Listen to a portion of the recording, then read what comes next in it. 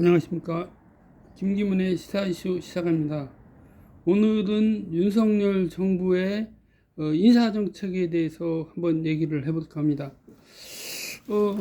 윤석열 대통령은 2022년 5월 10일에 임기를 시작했습니다. 그래서 현재 1년 1개월 임기가 지난 거죠. 1년 1개월 임기가 지났고, 이제 특히 문제가 다른 부분은 헌법기관 같은 경우에는 어차피 국회의 통제가 있고요. 뭐 비록 국회에서 인사청문회만 거친다든가, 물론 또 국무총리 같은 경우는 국회의 동의를 받아야 됩니다. 하지만 그 외에 국무위원들에 대해서는 인사청문만 거치고 인사청문 보고서가 채택이 안 됐다 하더라도 임명을 해왔습니다. 그거는 특히 문재인 정부 때 비롯된 문제고요.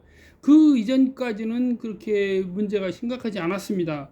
아무튼 그 문재인 정부부터 시작된 그러한 일종의 국회를 깡그리 무시하는 그러한 제도가 시작된 이유는 뭐 인사청문 제도는 거의 형식적으로 지나가고 있다라고 생각할 수밖에 없습니다.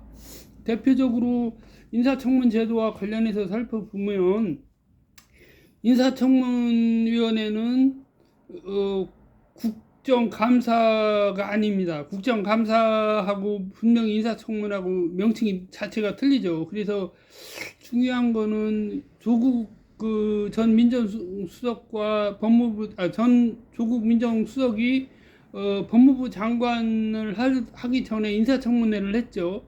그런데 그 당시 상황을 보면 인사청문회에서 말을 뭐 두루뭉실하게 한다든가 뭐 애매모호한 발언을 많이 했습니다. 그 경우에 따라서는 명백하게 사실이 아니다라고 주장한 부분들도 있습니다. 그런데 그런 부분들에 대해서 결국은 임명이 됐는데, 중요한 점은 임명 자체가 문제가 아니고 불과 뭐 채 한 달 정도 지나서 그만두게 되었고, 그 과정에서 보면은 인사청문 제도에서 문제점은 바로 국정감사에 관한 법률이 적용이 안 되기 때문에 인사청문회에서 거짓말을 했다 하더라도 형사처벌 대상이 아니라는 겁니다. 이게 좀 심각한 문제고요. 만약에 국정감사에서 증인선서를 했음에도 증인선서는 분명히 합니다. 국정감사에서 뭐 성실하게 인사청문회에서 성실하게 답변하겠다. 하지만 성실하게 답변하겠다고 증언을 했지만 국회의 국정감사가 아니라는 이유로 국정감사 및 조사에 관한 법률에서 적용되는 그러한 범위에 인사청문회가 안 들어가 있기 때문에 어떻게 보면 민간인이죠. 대부분이 민간인인 경우가 되긴 하지만, 민간인이라 하더라도 설사 국회에서 국정감사 및 조사에 관한 법률을 적용을 받는 증인으로 출석했을 때는 당연히 위증의 죄로 처벌을 받는 겁니다. 쉽게 얘기해서 이제 이거는 국회의 국정감사 및 조사에 관한 법률에 의한 거죠. 물론 그렇지만 한마디로 형법에 나와 있는 위증죄와 거의 동급이다, 그렇게 볼 수가 있습니다. 그래서 이러한 국정감사에서 감사 및 조사에서 위증을 한 경우에는 해당 위원회에서 고발을 하도록 되어 있습니다. 그렇게 되어 있는데, 지금 그러한 문제가 있고요. 그래서 인사청문을 형식적으로 하고 국무위원이 임명되는 사례들이 많이 있어갖고 현 정부도 좀 그런 경향이 있다는 것을 말씀드리고, 다음에 현재 지금 그 장관급이 검사 출신 인사가 권영세 통일부 장관, 법무부 한동훈 장관, 원희룡 국토부 장관, 박민식 국가보훈부장입니다. 이 국가보훈부가 최근에 이제 국가보훈처에서 국가보훈부로 승격이 됐고, 이거는 윤석열 대통령이 후보 시절에 공약했던 내용이기도 합니다. 아무튼 그런 상황이고요. 그래서 뭐 권영세, 한동훈, 원희룡 이런 분들은 다 서울대 법대 출신이고 결국은 윤 대통령의 동문이라는 얘기고요. 또 이번에 최근에 문제가 되고 있는 방송통신위원회 이상인 위원이 있습니다. 이 이상인 위원도 마찬가지로 서울대 법대 출신이고 윤 대통령보다 한 살이 많은 사람이더라고요. 기수 차이, 사법시험 기수 차이는 좀 납니다. 그러한 점이 있고 현재 지금 국무위원으로서 들어가 있는 분도 권영세 통일부 장관, 박진 외교부 장관 한 분이 더 있는 거로 생각이 되는데 갑자기 그건 준비를 안 했습니다. 아무튼 그거는 뭐 중요한 부분이 아니기 때문에 논외로 하겠습니다.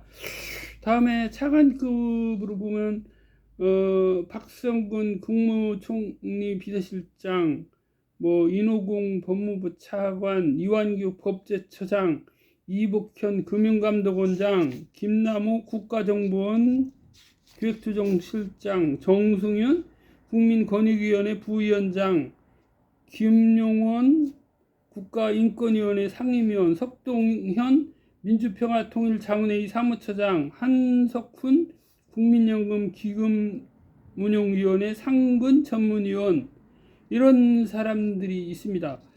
그런데 지금 이 인사들 중에서도 문제가 되는 발언을 서슴지 않았던 사람들이 국민권익위원회 전현희 위원장이 있죠. 이 전현희 위원장이 문재인 정부 시절에 임명을 해서 임기가 좀 남았습니다. 그런데 이 국민권익위원회에서 각종 문제가 되는 부분이 바로 이 정승윤 부위원장이 있음으로써 이러한 문제가 계속적으로 발생하지 않는가 하는 생각이 들고요. 그 다음에 석동현 민주평통자문회의 사무처장 같은 경우도 국회 정무위원회에서 업무 보고라든가 이런 데서도 지금 굉장히 편향적인 발언을 해와서 문제가 되고 있습니다. 어떻게 보면 윤석열 대통령 스스로가 문재인 정부는 좌파 정권이다 이런 식의 발언을 서슴지 않고 있는데, 한 국가의 대통령에 대해서 좌파 정권이다 우파 정권이다, 옛날에 과거 같으면 좌파 정권이라고 했다고 하면 빨갱이란 소리하고 똑같습니다. 그런데 한 국가의 대통령이 좌파 정권이다 이런 발언을 서슴지 않는다? 이거는 국가의 정통성하고도 직결되는 문제입니다. 그럼 전 정권은 빨갱이 정권이니까 인정할 수 없다 이런 얘기하고 맥이 상통하는 겁니다. 이거는 국가 지도자의 자격을 의심케 하는 상당히 위험한 발언이라고 봅니다. 그리고 전에 정순신이라고 그 서울중앙지방검찰청 인권감찰관으로 해서 경찰청 국가수사본부장으로 지명을 했다가 임기 시작 전날에 철회를 한 사건이 있습니다. 요거는 이제 당사자가 스스로 철회해 주십시오 해서 철회했다고 하는데, 실질적으로는 자녀 학폭 문제가 대두가 돼서 국회 교육위원회에서 심지어는 특별조사위원회까지 2번이나 열어서 했던 그런 사항입니다. 이게 단순한 사항이 아니고 그만큼 어떠한 검사에 대한 편향적인 시각을 갖고 검사가 모든 것을 좌우하는 엘리트다라고 하는 그런 의식을 갖고 있지 않은가 싶습니다. 다음으로 살펴보면요, 지금 특히 문제가 될 수 있는 부분은 아까 그 차관급으로 검사 출신 있던 사람들 중에서 또 하나가 김용원 국가인권위원회 상임위원은 조금 그렇다 치더라도, 한석훈이라고 하는 요 분은 국민연금 기금운용위원회 상근 전문위원입니다. 무슨 뭐 검사가 검사가 수사를 잘했다, 수사 능력자다라고 하면 뭐 기금도 운영하고 금융감독도 하고 뭐 그렇게 할 수가 있는 겁니까? 이복현 금융감독원장도 마찬가지입니다. 지금 이복현 금융감독원장이 들어선 금융감독원이 정말 국민들에게 봉사하는, 물론 금융감독원은 공공기관입니다만 이게 국민들의 봉사하는 그런 조직으로서 제대로 역할을 하고 있는지 상당히 의문이 듭니다. 지금 뭐 이자율이 과거보다 2배, 3배 올라가 있고, 그럼에도 은행들은 뭐 수십조 원 흑자라고 해가면서 성과급 잔치를 벌이고 있는 상황이고, 더군다나 코로나 시국으로 인해서 거의 중소기업이나 자영업자들은 파산 직전에 다 몰려있는 상황입니다. 이럼에도 은행들은 흑자라고 해서 성과급 잔치를 벌이고, 오히려 그런 상황이라고 하면 은행들이 재무 건전성을 강화하기 위한 노력을 해야 되고, 그 외환위기 때 아직 그 국가에서 받았던 부채에 대해서 상환을 일부를 안 한 걸로 알고 있습니다. 그럼 그런 거를 상환을 하고, 또 하나는 현재 그 원리금 보장법이 있습니다. 그 원리금을 한마디로 그 출연하고, 출자가 아니고 이제 국민이 순수하게 저금을 하거나 연금을 하거나 연금을 불입하거나 퇴직연금을 넣거나 했을 때 5천만 원까지를 이제 국가에서 이제 지급할 수 있게 한다라고 해서 그런 이제 기금을 만들어서 거기에 돈을 예치를 시키는 겁니다. 일종의 비율을 정해서. 그런데 이게 지금 90년대 말에 그 기준이 설정된 거로 아는데 지금 20년이 지났습니다. 20년이 지났는데 5천만 원을 그대로 5천만 원을 놔두겠다? 오히려 선진국 수준으로 국가 경제가 선진국이 되었다라고 할 정도가 되면 1억으로 올려야 되는 거 아닙니까? 은행들은 돈 잔치를 그렇게 수십조 원씩 하게 하고 하는 동안 국민들은 만약에 은행이 파산했다 그러면은 5천만 원만 받고 떨어져라? 이게 있을 수 있는 얘기입니까? 외환위기 당시에도 갑자기 외환위기가 터지면서 은행 부도 나서 자기 퇴직금 갖다 넣고 중소기업 그 자금으로 주거래 은행하던 사람들, 이런 사람들 5천만 원밖에 못 받았기 때문에 다 거리에 나앉고 파산하고 심지어 자살한 사람들도 있었습니다.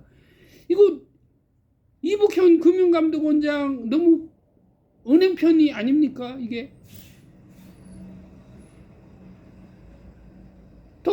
더군다나 우리가 봤을 때, 일반 국민들이 봤을 때 5천만 원이라는 것이 턱도 없이 낙건이와, 금융감독원이라고 하면 은행과 국민의 중간에서 조정을 하고 이런 역할을 통해서 금융위원회 산하 소속기관으로 금융감독원이 공법인으로 설치가 되어 있기는 합니다만, 이것이 금융감독원이 금융위원회와 협조를 통해서 이자 원리금 보장 한도를 상향을 시켜야 된다. 저도 국회 진정으로 건의도 한 일이 있습니다만, 뭐 금융감독원이나 여기에서도 굉장히 부정적입니다. 이거 뭐 은행에 부담이 된다. 은행이 부담이 되면 은행은 괜찮고 국가는 외환위기 같은 상황에서 은행들의 수십조 원을 저리로 융자를 해줘도 되는 겁니까? 같은 논리로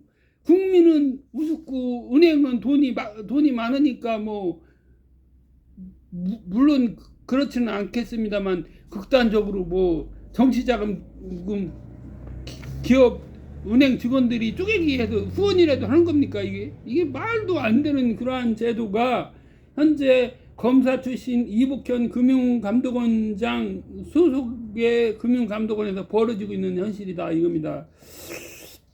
그래서 지금 이런 상황이고, 특히 아까 말씀드렸던 정순신 전 국가수사본부장으로 내정되었던 이 사람 같은 경우에도 당시에 서울중앙지방검찰청에서 뭐 검사장을 하고 이런 사람이 그걸 몰랐다는 건 사실 상당히 납득이 안 됩니다. 방송에서도 고위 검사다라고 했을 때는 틀림없이 서울 지역이다 이렇게 보면 파악할 수 있는 충분한 위치가 됐는데 몰랐다라고 하는 것은 사실상 몰랐다고 볼 수 없고, 또한 지금 이동관 씨가 이명박 대통령 때 뭐 그 청와대 같은 데서, 당시 청와대죠, 지금은 대통령실이라고 하지만, 그렇게 그 분야에서 근무를 했는데